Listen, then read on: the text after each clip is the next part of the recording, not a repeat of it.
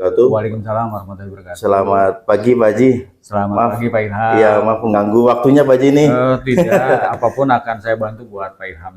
Ini saya sebagai calon guru penggerak kata 7 ingin mewawancari Pak Haji tentang ada modul 331 tentang pengambilan keputusan berdasarkan nilai kebajikan oleh seorang pemimpin Pak Haji. Silakan.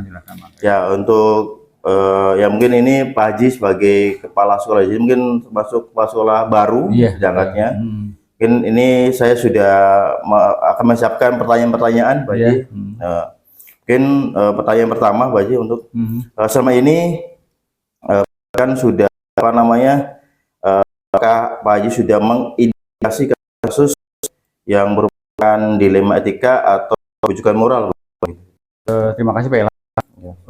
Untuk kasus-kasus yang bersifat dilema etika adalah kasus itu berkaitan dengan nilai yang bermasyarakat, misalkan keberpihakan, kepercayaan, kemudian cinta kasih dan jawab. Nah, untuk kasus itu kan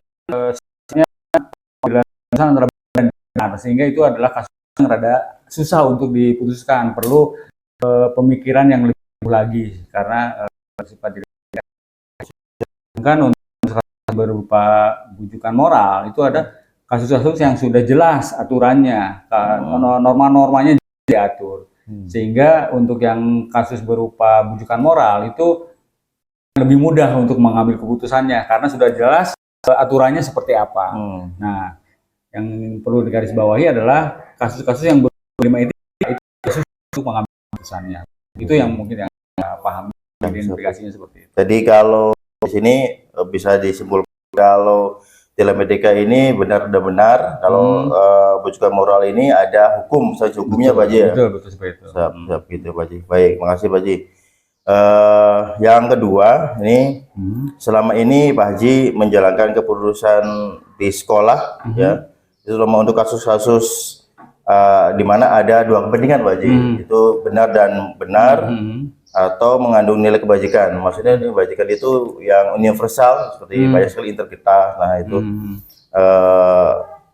gimana Pak Haji menjalankan keputusannya itu Pak Haji? Apakah ngambil kebijakan sama-sama benar atau mengandung nilai-nilai kebajikan, dan kenapa bisa milih itu Pak Haji? Terima kasih.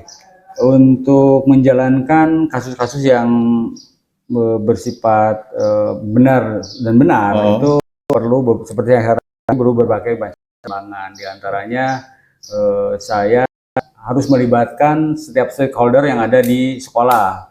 Tujuan dari melibatkan setiap stakeholder yang ada di sekolah, terutama staf Kapasek, adalah supaya keputusan yang diambil itu nilai kebermanfaatnya banyak dan meminimalisir nilai-nilai yang kurang bermanfaatnya, sehingga di sanalah nanti timbul adanya nilai-nilai kebajikan yang diterapkan dalam keputusan tersebut. Mungkin apakah ini pengembangan Pak Haji, apakah di sini apakah Pak Haji sudah menemui ada kasus yang itu antara dilema etika atau bujukan moral Pak Haji? Kalau untuk kasus-kasus yang berbentuk dilema etika itu selama saya memimpin di sini belum ditemukan seperti itu. Jadi hanya itu apa ya? Jika mendapatkan suatu kasus seperti itu, itulah yang akan saya ambil seperti itu. Karena saya baru 1 tahun di sini, jadi belum terlalu banyak atau belum ada kasus yang bersifat dilema etika. Termasuk kepala sekolah baru, Pak Haji, baru dari Provinsi Jawa Barat. Terima kasih Pak Haji. Berlanjutnya Pak Haji, mungkin langkah-langkah atau prosedur apa yang Pak Haji jalankan biasanya untuk semacam solusi dalam kasus dilema etika atau bujukan moral itu, langkah-langkah prosedurnya apa yang Pak Haji lakukan? Jika saya temukan suatu kasus yang berupa dilema etika, maka langkah-langkah saya yang akan lakukan pertama mengenali atau menganalisis apakah kasus tersebut bertentangan dengan nilai-nilai atau yang berada di masyarakat seperti yang saya katakan tadi, apakah bertentangan dengan kebenaran, bertentangan dengan kesetiaan, bertentangan dengan tanggung jawab dan sebagainya. Setelah dianalisis, kemudian saya akan mengidentifikasi siapa saja yang terlibat di dalam kasus tersebut. Nah, setelah diidentifikasi siapa saja yang terlibat, baru saya akan mengumpulkan staf polsek yang ada, kemudian saya terangkan secara runut kasus yang ada. Nah, dari sana, setelah menerangkan kasus secara runut, kita berdiskusi solusi yang terbaik untuk kasus ini seperti apa. Karena dengan melibatkan melibatkan Wakasek, mungkin pemikirannya akan lebih banyak masukan untuk menangani kasus itu akan lebih bagus daripada hanya mengandalkan pemikiran dari seorang pimpinan seperti itu. Jadi carilah solusi yang terbaik dari hasil diskusi tersebut begitu. Nah, baru setelah itu kami adakan tindakan kepada yang bersangkutan bahwa kasus ini diselesaikan setelah berdiskusi dengan staf Wakasek. Seperti itu, Pak Ilham. Ya, Pak Haji. Nah, di sini tadi langkahnya ada kurang lebih 6 Pak Haji. Nah, misalkan ini pengembangan lagi Pak Haji. Maaf, saya pengembangan. Ya, siap. Ya, kalau misalnya itu ada kasus yang itunya kemudian viral gitu Pak Haji, gitu kan. Nah, mungkin tindakannya yang dilakukan apa Pak Haji mungkin? Viral dalam arti sudah di expose misalkan sebagai contoh Pak Haji, contohnya kemarin ada guru dari SMK Telkom kan gitu kan, itu kan oh yang itu yang ya itu kan viral sehingga kan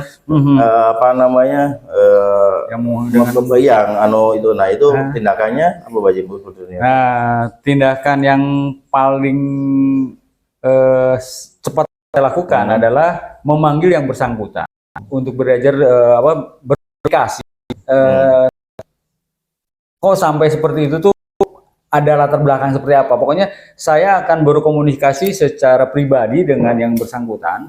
Tujuannya untuk menggali permasalahan tersebut bisa muncul itu seperti apa? Seperti itu. Itu mungkin yang paling efektif untuk supaya jangan sampai menyebar luas. Setelah berdiskusi, berkomunikasi, saya menyarankan kepada bersangkutan untuk segera menutup postingan dia seperti itu supaya jangan sampai mengundang secara personal personal dulu supaya tidak berdampak nanti seperti itu nanti. Iya, berdampak kepada institusi jangan sampai terkena imbasnya seperti itu. Jadi saya panggil secara personal seperti itu. Oke, Pak Haji. Pertanyaan selanjutnya, mungkin hal-hal apa saja yang dianggap efektif dalam pengambilan keputusan pada kasus etika ya Pak Haji? Apa saja yang efektif menurut Pak Haji itu? Hal-hal yang efektif ketika saya menghadapi kasus yang berupa dilema etika, diantaranya itu tadi berkomunikasi dengan yang bersangkutan, kemudian berdiskusi dengan teman-teman staf Wakasek. Setelah berdiskusi, baru kita ambil kesimpulan langkah apa yang harus saya lakukan dengan mengambil resume dari hasil diskusi tadi seperti itu. Seperti itu. Ya, siap. Ini saya mungkin ada gambarkan kemarin di pembelajar saya bahwasanya ada ada paradigma, mungkin di sini ada gambaran, ada dalam pengambilan keputusan ini ada 4 paradigma Pak Haji ya. Ada paradigma 4 paradigma yaitu paradigma individu lawan kelompok gitu, terus ada keadilan sama kasihan seperti itu Pak Haji. Terus ada paradigma kebenaran dan kesetiaan seperti itu Haji, dan ada paradigma yang lain gitu Pak Haji. Nah ini harus sesuai dengan kebijakan keputusan ya Pak Haji ya. Nah terus selanjutnya Pak Haji, hal apa yang selama ini merupakan tantangan Pak Haji dalam pengambilan keputusan pada kasus dilema etika itu, Pak? Eh, Tantangannya apa aja, Pak? Tantangan yang dihadapi ketika mendapatkan kasus dilema etika adalah di dalam membuat suatu keputusan dan memberikan pengertian kepada yang terlibat bahwa keputusan yang sudah saya ambil itu adalah keputusan yang benar-benar sudah mempertimbangkan banyak kebermanfaatannya dan meminimalisir kekurangannya begitu. Dengan cara mensosialisasikan bahwa itu sudah sesuai dengan aturan-aturan atau regulasi-regulasi yang sudah ada. Jadi sehingga dengan memberikan pengertian kepada yang bersangkutan, mudah-mudahan yang bersangkutannya bisa menerima bahwa itu adalah suatu keputusan yang terbaik untuk semua, bahwa keputusan tersebut bukan hanya baik untuk pihak sekolah atau baik untuk pihak kepala sekolah, tetapi kebermanfaatan itu baik untuk semua. Karena pasti Pak Ilham, kalau yang namanya keputusan itu tidak semua orang setuju. Betul. Pasti ada yang tidak setujunya. Betul. Nah, saya kan pro dan kontra. Makanya saya akan memberikan pengertian kepada yang bersangkutan bahwa ini adalah keputusan yang terbaik buat semua, bukan hanya untuk institusi, bukan hanya untuk segelintiran orang, tetapi untuk sekolah secara keseluruhan begitu. Ya, mungkin dengan di sini menerbangkan kepentingan, bukan kalau ini murid Pak ya, Iya, iya.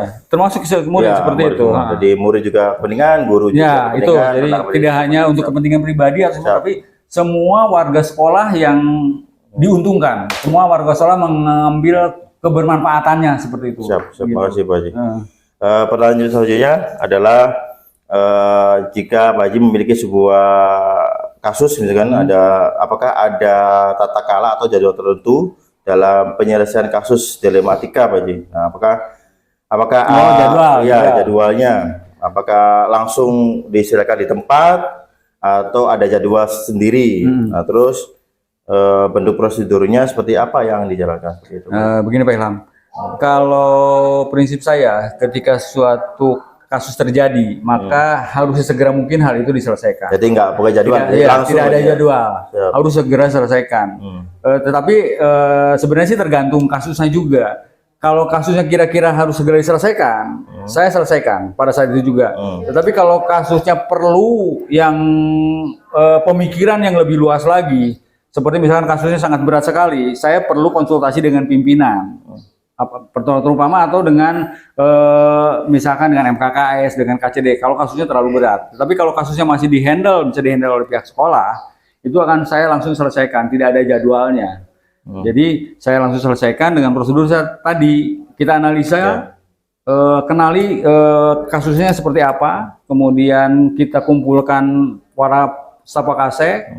Setelah staf Kapolsek berkumpul, kita diskusi.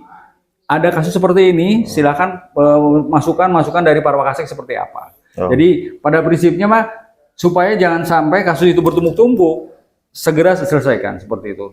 Tujuannya supaya pertama yang bersangkutan juga ada kepastian bahwa kasusnya sudah dicarikan solusinya seperti itu. Jadi sesegera mungkin diselesaikan seperti itu supaya jangan sampai bertumpuk-tumpuk. Ya, berarti kalau Pak Haji ini sebagai kesimpulan untuk penyelesaian kasus ini, kalau kasusnya bisa diselesaikan sekarang juga. Betul. Kalau misalkan butuh ada kasusnya mungkin butuh pemikiran yang itu mungkin harus koordinasi dulu dengan atasan Pak Haji, itu mungkin MKKS atau KCD Pak Haji, supaya nanti tidak kehilangan arah seperti itu. Siap Pak Haji. Siap. Oke, pertanyaan selanjutnya Pak Haji, apakah ada seseorang atau faktor-faktor apa saja yang mempermudah atau membantu Pak Haji dalam mengambil keputusan tersebut Pak Haji? Dalam kasus seseorang atau faktor-faktor yang lain yang membantu saya di dalam menyelesaikan kasus dilema etika itu seperti yang saya terangkan tadi adalah semua stakeholder yang ada di sekolah. Terutama staf-staf Kapolsek, karena dengan menyelesaikan permasalahan dengan secara berdiskusi itu mungkin permasalahan yang kita akan penyelesaian yang akan kita hadapi lebih komprehensif karena menimbangkan berbagai macam faktor yang ada yang bersangkutan begitu seperti itu. Nah, kalau hanya mengandalkan pemikiran dari saya mungkin ada kelemahan-kelemahan yang tidak bisa saya sadari seperti itu. Tapi kalau dengan berdiskusi dengan para wakase, ada hal atau masukan-masukan yang sangat bermanfaat untuk penyelesaian kasus tersebut.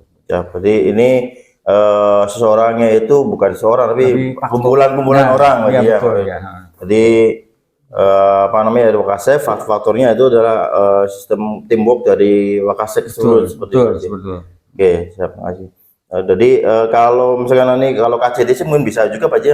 Bisa, kalau permasalahan memang kalau seperti lebih itu, berat iya, gitu, nanti seseorangnya itu bisa disebutkan itu bisa MKKS sama betul, KCD. kepala KCD gitu Pak, supaya kalau soal persoalannya lebih berat. Lebih berat gitu, lagi seperti itu. Oke, pertanyaan selanjutnya mungkin dari semua hal yang disampaikan, pembelajaran apa saja Pak Ji yang atau Mbak Haji petik dari pengalaman dalam mengambil keputusan dalam kasus dilema etika Pak Haji? Manfaat yang saya petik dari adanya kasus dilema etika ini adalah perlunya komunikasi Pak Ilham. Komunikasi dengan yang bersangkutan. Kemudian adanya kerjasama dari sebagai faktor yang ada di sekolah seperti itu. Dan terakhir adalah carilah atau pilihlah keputusan yang paling bermanfaat, yang bermanfaatannya banyak untuk semua pihak, seperti itu. Jadi pertama komunikasi, kemudian kerjasama dengan berbagai pihak yang ada di sekolah. Yang ketiga adalah pilihlah keputusan yang paling bermanfaat atau yang kebermanfaatannya paling banyak lah, seperti itu. Itu yang saya petik dari kasus yang berupa dilema etika. Kayak gitu Pak Haji, mungkin cukup Pak Haji ya, makasih. Apa namanya ini, ini juga menjadikan ada sebuah open minded saya, bahwasanya ya ada pengalaman baru, pengetahuan baru dari diskusi atau wawancara ini, yang mungkin nanti bermanfaat untuk saya ke depannya sebagai calon guru penggerak Pak Haji. Ya, maksudnya tuh ini terima kasih Pak Haji atas waktunya, mungkin sama-sama. Iya, mungkin maaf mengganggu waktunya. Semoga iya, siap Pak Ilham tahap berikutnya lebih dipermudah, amin Pak Haji. Iya Pak Haji. Ya, walaupun ini kita lagi posisinya lagi puasa, Pak Haji masih tetap semangat Pak Haji. Ya, ini kita juga kelompok tim guru penggerak juga dikejar dan waktunya yang sangat terbatas Pak Haji, dengan apa namanya, kerjaan yang banyak sekali. Sedangkan di sekolah juga banyak aktivitas. Mungkin itu aja Pak Haji. Mungkin makasih Pak Haji atas waktu wawancaranya. Saya akhiri. Assalamualaikum warahmatullahi wabarakatuh. Waalaikumsalam warahmatullahi wabarakatuh. Cukup nggak Pak?